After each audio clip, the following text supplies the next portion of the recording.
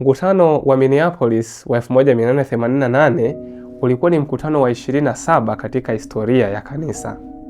Idadi ya washiriki ulimwenguni kote kipindi hicho ilikuwa ni 27,000. Mkutano huo ulihudhuriwa na watu 500 na wajumbe wa mkutano walikuwa ni 96. Karibu tunapoendelea kujadili kuhusiana na mkutano wa Minneapolis 1888 pamoja nami Joseph Kambuga.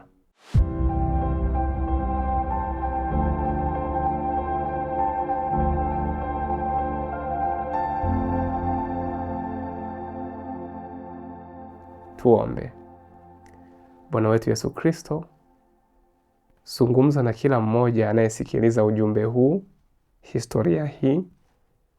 Ukamfundisha kila mmoja kuona ni sehemu gani anayo ya kufanya kutokana na ujumbe huu, na ukasisitize msisitizo sahihi katika mioyo yetu, ili ujumbe huu uweze kuwa na manufaa unapofunga kazi katika siku hizi za mwisho. Tunaomba uwepo wa Roho wako Mtakatifu kwa jina la Yesu Kristo. Amina. Tarehe 17 Oktoba mwaka 1888, siku ya kwanza kabisa ya mkutano mkuu wa General Conference mwaka huo, mara tu baada ya kuingia kanisani, katika ubao mkubwa yalikuwa yameandikwa mawazo mawili juu ya sheria katika kitabu cha Wagalatia. Katika sehemu moja ilikuwa imeandikwa ya kwamba ni sheria ya ule mfumo wa kafara wa Wayahudi wa kipindi kile cha zamani, na chini J.H. Morrison alikuwa ameandika sahihi yake ya kwamba yeye anaunga mkono wazo hilo. Katika upande wa pili ilikuwa imeandika ya kwamba sheria katika kitabu cha Wagalatia ni zile amri 10 ambazo Mungu alizinena kutoka katika mlima Sinai. Alafu ilikuwa imeachwa nafasi ili E.J. Waggoner aje andike jina lake na kutia sahihi. Waggoner alijibu ya kwamba hakuwa amekuja kwa ajili ya kufanya mabishano, bali kwa ajili ya kujifunza.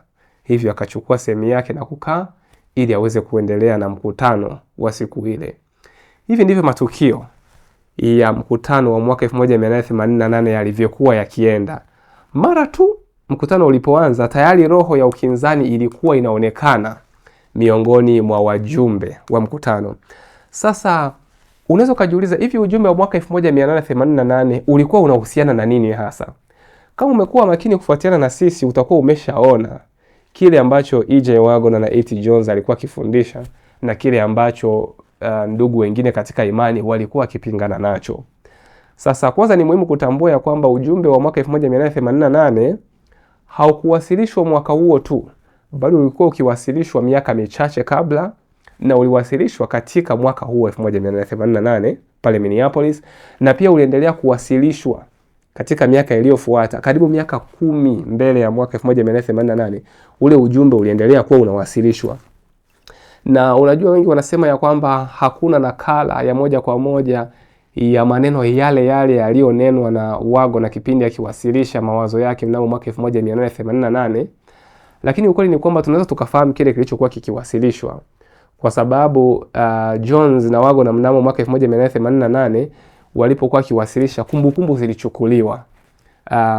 Kile alichowasilisha Waggoner mnamo mwaka 1888 kilichukuliwa kwa ufupi na mke wake Jessie Waggoner, na hatimaye alitumia ufupisho ule kuandaa kitabu cha Kristo na Haki Yake. Kitabu cha Kristo na Haki Yake kilichoandikwa na E.J. Waggoner kinatokana na uwasilisho aliyokuwa kilifanya katika mwaka 1888. Jones alizungumza katika mkutano wa wachungaji kabla ya mwaka huo, lakini Waggoner ndiye alikuwa akizungumza hasa katika mkutano mkuu wa General Conference wa mwaka huo. Sasa pia W.C. White kuna rejea alizichukua juu ya kile kilichokuwa kiwasilishwa. Huyo ni mtoto wake Ellen White, na nakala zake pia zinatusaidia kujua ujumbe wa mwaka 1888 ulikuwa unahusiana na nini. Lakini pia E.J. Waggoner anacho kitabu alichoandika mnamo mwaka 1887 chenye kichwa kinachosema Injili katika Wagalatia. Nacho kina ujumbe ule aliokuwa akiwasilisha. Lakini jambo la thamani zaidi tulionalo kuhusiana na huo ujumbe ni maneno kutoka katika mjumbe wa Mungu Ellen White, Anazo kurasa zaidi ya 1800 juu ya ujumbe wa 1888, barua alizokuwa akiwaandikia viongozi, barua alizokuwa akiandika kwa makanisa kipindi hicho kuhusiana na ujumbe ule unahusiana na nini na jinsi ambavyo wangepaswa kuupokea. Lakini pia kumbukumbu za wahudhuriaji wa mkutano ule, karibu kurasa 600 nazo zinaelezea kuhusiana na mkutano wa 1888. Hivyo kuna mambo ya kutosha sana kuhusiana na mkutano huo tunaweza tukajifunza. Sasa katika juma la kwanza la mkutano wa 1888, Jones Waggoner alikuwa akiwasilisha masomo juu ya uhusiano kati ya sheria na haki ya Kristo. Karibu na mwisho wa mkutano alifupisha kile alichokuwa akiwasilisha kwamba ni sheria na Injili katika mahusiano yake tofauti tofauti chini ya mada kuu ya kuhesabiwa haki kwa imani. Hivi ndivyo Waggoner anavyotazama mawasilisho yaliyokuwa kitolewa mnamo mwaka 1888. Sasa Waggoner alikuwa akiwasilisha masomo hayo tangu siku 2 za mwisho za mkutano wa wachungaji na siku chache za mwanzo za mkutano ule wa mwaka 1888. Na Sabato ya Oktoba 20, baada ya siku chache za mawasilisho ya Waggoner, ilikuwa ni Sabato yenye mbaraka kwa wengi. Ellen White alikuwa amesikiliza kwa mara ya kwanza hoja za Waggoner na alikuwa ameshuhudia roho ya ukinzani, roho ya uadui iliyokuwa ikidhihirishwa na ndugu wengine dhidi ya Jones na Waggoner. Na katika Sabato ile aliwaonya watu juu ya hatari ya kukataa nuru inayokuja na jinsi ambavyo roho wa Mungu angeondolewa nuru isipozingatiwa. Alilinganisha uzoefu wa Wayahudi katika siku za Kristo walivyomkataa Kristo na uzoefu wa Wayahudi katika siku za Elia, na akaulinganisha na ile roho ya kukataa ujumbe ambayo wapendwa katika imani walikuwa kionyesha. Sasa wengi walitoa ushuhuda ya kwamba siku ile ya Sabato ilikuwa ndio siku bora zaidi katika maisha yao kutokana na yale maonyo aliyokuwa akiyatoa Ellen White. Ellen White anasema ya kwamba wakati akizungumza angeweza kuhisi uwepo wa Roho Mtakatifu katika kutano lile, tayari kwa ajili ya kuwachukia watu wa Mungu kama watu wa Mungu wangeridhia. Anasema ya kwamba udhihirisho ule wa Roho Mtakatifu ulikuwa ni kwa kusudi la kuondoa mashaka, kurudisha nyuma wimbi la kutoamini lililokuwa limeruhusiwa kuingia ndani ya mioyo na akili za watu juu ya dada White na kazi ambayo Bwana alikuwa amemuita kuifanya. Hii ndio iliyokuwa kazi ya udhihirisho wa Roho Mtakatifu siku ile. Sasa kama wangepokea, Roho Mtakatifu angemwagwa juu yao kwa kiwango kikubwa. Lakini je, walikubali kupokea ujumbe huo? Hilo tutaendelea kuangalia hilo tutazidi kulijua kadri tunavyoendelea kujifunza ujumbe huo mwaka 1888.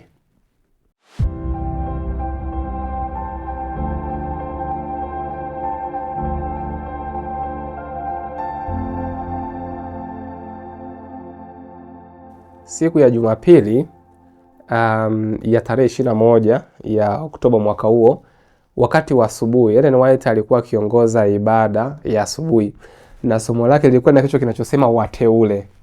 Alikuwa akionyesha jinsi ambavyo Waadventista wa Sabato tumeitwa kufikia kiwango cha juu ambacho Bwana anatuita tuweze kukifikia, kiwango ambacho ili kukifikia tunahitaji kuondoa macho yetu juu ya mambo ya dunia na kuyaweka katika mambo ya mbinguni. Na alisema kuwa ni kwa kupitia tu nuru inayoangaza kutoka katika msalaba wa Calvary ndipo tunapoweza kuelewa chochote juu ya dhima ya pekee ya ukombozi. Ellen White akizungumza juu ya sheria kana kwamba akitoa mwangu wa kile alichokuwa akizungumza Waggoner, alisema kuwa sheria ya maadili, yani amri 10, ilikuwa ni kwa kusudi la kutuongoza kwa Kristo ili tuweze kuhesabiwa haki kwa imani. Kwa hiyo tunaona ya kwamba msisitizo wa mkutano wa Minneapolis 1888, Ellen White alikuwa akiungana sana na Jones na Waggoner katika kuonyesha msisitizo wa jinsi ambavyo sheria ya Mungu inapaswa kutuongoza katika kwa Kristo ili tuweze kuhesabiwa haki kwa imani. Hili ni jambo la muhimu sana la kuzingatia katika maisha ya Ukristo. Litatupatia uelewa sahihi wa namna ya kuhusiana na sheria ya Mungu na kumfanya Kristo kuwa kiini, kuweka katika mahali pake stahiki. Kwa hiyo Ellen White ndivyo alivyokuwa akizungumza, na mpaka kufikia wakati huo Wagona alikuwa amemaliza mawasilisho yake juu ya sheria na Injili, na katika mtiririko huo ndipo alipokuwa akigusia kwa ufupi tu kuhusiana na sheria katika Wagalatia. Msisitizo wake ulikuwa ni katika uhusiano wa Injili na sheria, haukuwa katika utambulisho wa sheria wa Galatia, japo alikuwa anaonyesha kwamba sheria kwa ujumla kazi yake ni kutongoza kwa Kristo ili tuweze kuhesabiwa haki kwa imani. Upande wa pili, ndugu wengi sana walikuwa wao wamejikita sana kwenye utambulisho wa sheria, na hivi ndivyo hapa ndipo alipokuwa akipishana kwa kiwango kikubwa sana. Na mchana wa siku hiyo wa tarehe 21 ya mkutano wa Minneapolis, kulikuwa kuna baadhi ya sheria zilizotaka kupigiwa kura ili ziweze kupitishwa. Sheria mojawapo ilikuwa ni kwamba katika chuo cha Battle Creek, chuo cha kanisa, ya kwamba kisifundishwe chochote kile ambacho hakikuwa kikifundishwa hapo awali. Na sheria hiyo ilipendekezwa ili kumzuia A.T. Jones asifundishe kule Battle Creek, maana A.T. Jones alipaswa kufundisha mwaka uliofuata, yani mwaka 1889 kule Battle Creek, kufundisha katika chuo cha Battle Creek. Kabla ya hapo alikuwa akifundisha katika chuo cha Harrisburg kule California. Ellen White alisimama na kuonyesha hatari ya kupitisha sheria hii, ya kwamba ingekuwa ni kuifungia kazi ya Mungu isisonge mbele. Hivi akaomba ndugu asipige kura juu ya sheria hiyo, lakini baadhi ya viongozi walikataa na kuamua kupiga kura. R.A. Underwood alikuwa ni mmoja wapo ya viongozi wa kanisa, akidai ya kwamba ilipaswa kupitishwa. Pamoja na kwamba sheria hii haikupita kwa kura, inaonyesha kuwa roho ya viongozi wa kipindi kile ilikuwa dhidi ya Ellen White. Hawakuwa wakiamini ushauri wake mpaka kufikia wakati huo. Sasa Jumatatu mnamo tarehe 22, Ellen White alizungumza juu ya kile alichokuwa amewasilisha Wagona siku zilizopita. Alisema ya kwamba alikuwa amesikia mawazo ya Wagona kwa mara ya kwanza juu ya kile alichokuwa akiwasilisha, na kwamba alikuwa akimshukuru Mungu kwa kuwa alijua ya kwamba ule ulikuwa ni ujumbe mahususi kwa wakati ule. Pia alisema ya kwamba wakati wote Wagona alipotoa hoja zake, aliwasilisha kwa roho sahihi ya Kikristo, kinyume na wale waliokuwa akimpinga. Aliwasilisha moja kwa moja bila kulenga haiba binafsi ya mtu fulani, kumshambulia au kumkejeli yoyote, na aliwasilisha kama Mkristo kwa ukarimu na kwa tahadhari. Hivi ndivyo Ellen White anavyochukulia wasilisho la Wagona. Anasema ya kwamba aliwasilisha bila kutumia mtindo wa kimabishano, na alidai ya kwamba jambo hilo lilikuwa likishuhudiwa kuwa ni sahihi hata na wale waliokuwa na mtazamo tofauti. Ndicho Ellen White alisema juu ya roho ya uwasilishaji wa Wagona. Sasa mchana alipokuwa akijibu maswali mbalimbali, swali moja liliulizwa ya kwamba kama angedhani ingefaa mjadala huo uishie pale pale.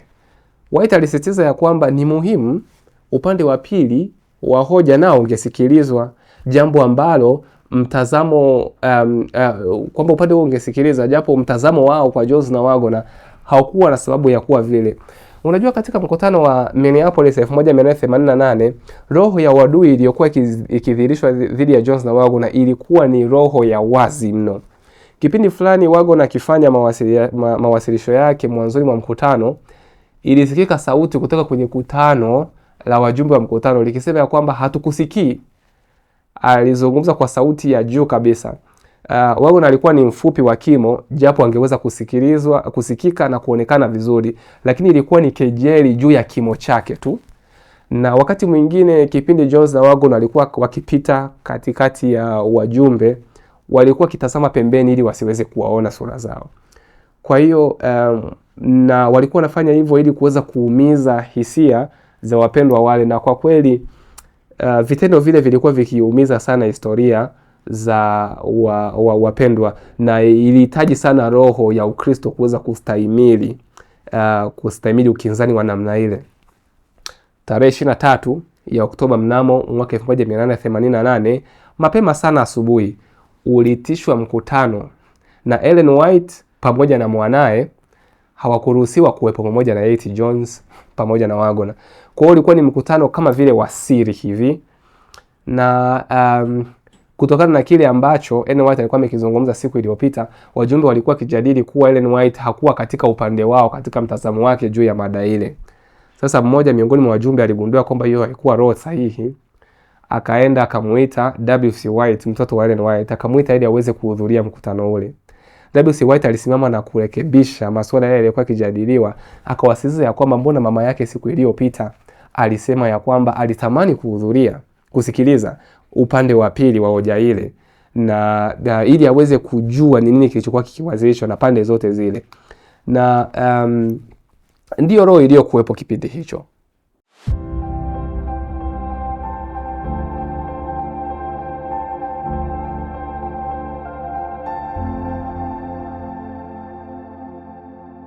Kwa hiyo hii ilidhihirisha jinsi ambavyo uovu ulikuwa umekita mizizi katika mioyo ya wapendwa hawa. Kama uovu kama ule ungeonekana kama ni karama ya utambuzi kutoka kwa Mungu. Kwa hiyo mjumbe wa Mungu akamueleza Ellen White ya kwamba shetani alikuwa amewapofusha macho yao, na kwamba kama wasingeungama dhambi zao wangeachwa kutembea gizani. Mjumbe alimwambia kwamba Ellen White, ile roho walioonyesha wajumbe hawa mkutano ilikuwa ni sawa na matukio mengine 8 katika Biblia, na matukio hayo ni kwamba roho yao ilikuwa inalinganishwa na uasi aliofanya Lucifer juu mbinguni. Ilikuwa ni sawasawa na kule kukataliwa kwa wazee na manabii katika Agano la Kale. Akaonyesha kwamba, akamwambia kwamba ilikuwa ni sawasawa na uasi wa Kora, Dathan na Abiram dhidi ya uongozi wa Musa. Pia akasema kwamba ulikuwa ni inafananishwa na uasi wa Belshaza, yule mfalme wa Kaldayo, mfalme wa Babeli, kipindi kile cha zama za Israeli utumwani. Akaeleza ya kwamba pia roho ile walionyesha ilikuwa ni sawasawa na roho walionyesha Wayahudi walipomkataa Yesu. Pia ilikuwa ni roho ambayo inadhirika katika miji ya Chorazin na Bethsaida. Na pia akasema ya kwamba wapinzani wa wana matengenezo wa kipindi kile cha zama za giza walikuwa nao wana mtazamo huo. Lakini jambo jingine la muhimu ya kwamba roho walioionyesha ilikuwa ni sawasawa na roho ya makanisa ambayo yaliukataa ukweli mnamo mwaka 1844, makanisa ambayo yaliwafukuza wengi sana wa Waadventista kutoka katika ushirika wa makanisa hayo. Kwa hiyo tunaona ya kwamba ndugu wengi walikuwa wamepiga hatua kurudi nyuma sana kiroho mpaka kufikia mwaka 1888, kama sifa hizo ndizo sifa zinazoelezea roho ilikuwa ikitawala ndani ya mioyo yao. Mjumbe wa Mungu alimwambia White ya kwamba wangepewa nafasi nyingine ya kupokea ukweli. Hivyo Oktoba 24, Ellen White alihudhuria mkutano wa wachungaji akiwa na maneno mazito sana ya kuambia. Aliwaonya sana kwa kutokutubu na kutokufungua mioyo kumruhusu Roho wa Mungu kufanya kazi yake. Roho wa Mungu hakuwa ameshuka katika mkutano ule kwa sababu wajumbe walikuwa wameendekeza ugumu wa moyo. Baada ya White kuzungumza, J.H. Morrison aliendelea kufanya wasilisho lake akinukuu kutoka katika kitabu cha Ellen White cha masomo kutoka katika maisha ya Paulo. Sasa Ellen White hakuvutiwa na mawasilisho ya Morrison. Washburn, mmoja wa wachungaji vijana, anasema ya kwamba Ellen White alikuwa akimsikiliza Waggoner wakati wote alipokuwa akiwasilisha. Lakini wakati akiwasilisha J.H. Morrison, Ellen White mara nyingi sana alisimama na kuondoka kabla ya Morrison kumaliza wasilisho lake, kwa sababu ya mambo mengi sana. Morrison alikuwa ni mtu mashuhuri sana kwa mabishano, na alikuwa akiwasilisha mambo mengi sana kwa roho ya kimabishano, na alikuwa akifundisha mawazo ambayo Ellen White hakuwa anakubaliana nayo. Kwa hiyo baada ya Morrison kumaliza mfululizo wa mawasilisho yake 7, siku chache baadaye hapo aliondoka katika mkutano wa Minneapolis, na alimwambia Washburn katika mazungumzo binafsi waliokuwa nayo ya kwamba aliondoka kwa sababu kulikuwa na mpango wa kumlazimisha kukubali ya kwamba hakuwa sahihi katika mawasilisho yake. Hivyo Morrison aliondoka katika mkutano wa 1888 kabla ya kuisha. Sasa mpaka mkutano wa Minneapolis unaisha, Ellen White hakuwa ameeleza msimamo wake juu ya sheria katika Wagalatia. Anasema ya kwamba alikubaliana na msisitizo wa Jones na Waggoner juu ya haki ya Kristo. Lakini kuna baadhi ya mambo yaliyowasilishwa na Waggoner juu ya sheria katika Wagalatia ambayo alisema ya kwamba hayakuwa sambamba na uelewa wake mpaka wakati ule.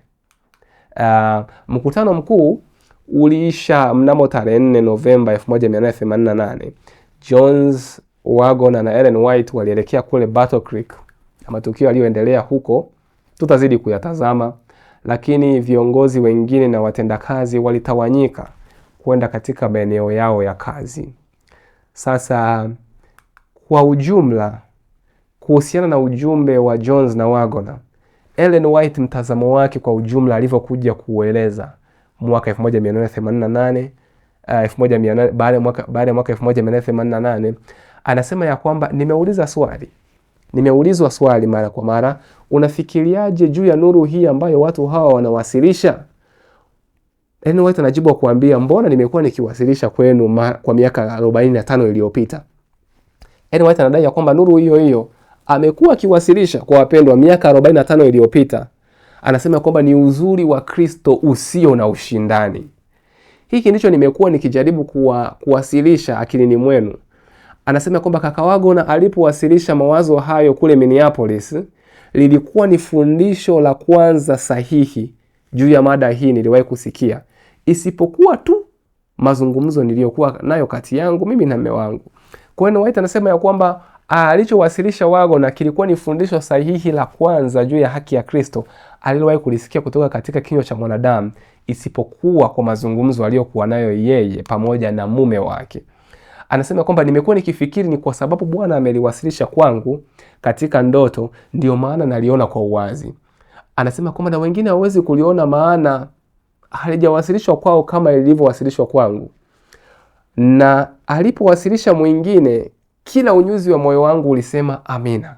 Ellen White anasema ya kwamba kipindi Waggoner anawasilisha alisema ya kwamba ndio, amina. Kila unyuzi wa moyo wake ulikuwa ukitikia amina, kwa sababu anaona ya kwamba ndio ujumbe unaopaswa kuwasilishwa. Ellen White anasema hivi juu ya ujumbe uliowasilishwa mwaka huu wa 1888. Anasema kwamba Bwana katika rehema zake kuu alituma ujumbe wa thamani zaidi kwa watu wake kupitia ndugu E.J. Waggoner na A.T. Jones. Ujumbe huu ulimwasilisha kwa udhahiri mbele ya ulimwengu Mwokozi aliyeinuliwa, yeye aliye kafara kwa ajili ya dhambi za dunia. Anasema kwamba ujumbe huu uliwasilisha mada ya kuhesabiwa haki kupitia imani kwake yeye aliye mbadala. Uliwalika watu kuipokea haki ya Yesu Kristo inayodhihirika katika utii wa amri zake zote. Anasema kwamba wengi walikuwa wamepoteza taswira ya Yesu, walihitaji macho yao yaelekezwe katika nafsi yake ya uungu, manufaa yake na upendo wake usiobadilika kwa ajili ya familia ya wanadamu. Uwezo wote anao Yesu Kristo mikononi mwake ili aweze kutoa karama za thamani kwa wanadamu, akiwapa karama yake isiyopimika na haki yake kwa wanadamu wanyonge. Ellen White anasema ya kwamba huu ndio ujumbe ambao Mungu aliamuru utangazwe kwa dunia yote. Tunao ujumbe ambao Mungu anahitaji tuweze kutangaza kwa dunia yote. Ellen White anasema kwamba ni ujumbe wa malaika yule watatu unaopaswa kutangazwa kwa sauti kuu na kuambatana na umwagwaji wa Roho Mtakatifu kwa kiwango kikubwa. Sifa za ujumbe huu zinaonekana ya kwamba ni ujumbe ambao utatuongoza kumaliza kazi ya Mungu. Ni ujumbe ambao utaleta ile tabia Yesu Kristo iweze kukaa ndani ya mioyo yetu. Huo ni ujumbe ambao mimi ninatamani sana niweze kupokea na kuuishi na kuutangaza, kwa maana unamdhihirisha Mwokozi katika ukamilifu wake. Katika dunia tunayoishi, watu wanahitaji udhihirisho wa Mwokozi, udhihirisho wa tabia yake katika maisha yetu. Tunapopokea ujumbe wa haki ya Yesu Kristo, tutamaliza utume mkuu ambao Yesu Kristo ametupatia.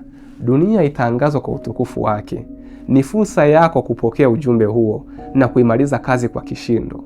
Lakini roho yoyote ile yenye ukinzani kwa mtu yeyote yule itadhihirika kwa zaidi kama mtu hatakuwa hajaupokea ujumbe huu wa Yesu Kristo, na kuacha mbegu yoyote ya dhambi kuendelea kudumu katika mioyo yetu ni kupoteza fursa ya ajabu sana ya kumdhihirisha Kristo kwa ulimwengu na kuimaliza kazi ambayo ametuita tuweze kuifanya. Ni ombi letu ya kwamba historia hii ikufundishe kuweka msisitizo sahihi katika juhudi zako, katika maisha yako ya Ukristo, katika juhudi zako za kazi ya Injili, ili uweze kuwapatia watu chakula kwa wakati wake, ili uweze kuwa miongoni mwa watu ambao Mungu atawatumia kumaliza kazi hii ambayo ametukabidhi. Tuombe. Mungu wetu, Yesu Kristo anao uzuri usiopimika. Uzuri wake unamvuta mdhambi na kumfanya aweze kubadilika. Unabadilisha matamanio, unabadilisha makusudi, unabadilisha malengo ya maisha. Na hiki ndicho watu wako wanahitaji. Kudhihirishwa kwa tabia Yesu Kristo ni jambo ambalo natamani sana tuweze kulifanya katika siku hizi za mwisho. Tupatie roho ya Kristo. Tunapojifunza historia hii, tufundishe kuweka mkazo na msisitizo katika kile kilicho sahihi, katika kile kilicho cha muhimu katika wakati huu. Asante kwa kuwa unafanya kazi hii mbele ya watu wako, unafanya kazi hii ndani ya watu wako. Asante kwa kuwa utajitukuza kwa kila anayepokea ujumbe ambao umekusudia aweze kupokea. Katika jina Yesu Kristo tunakuomba. Amina. Umekuwa pamoja nami Joseph Kambuga. Mpaka wakati mwingine, uwe hodari katika Bwana na katika uweza wa nguvu zake.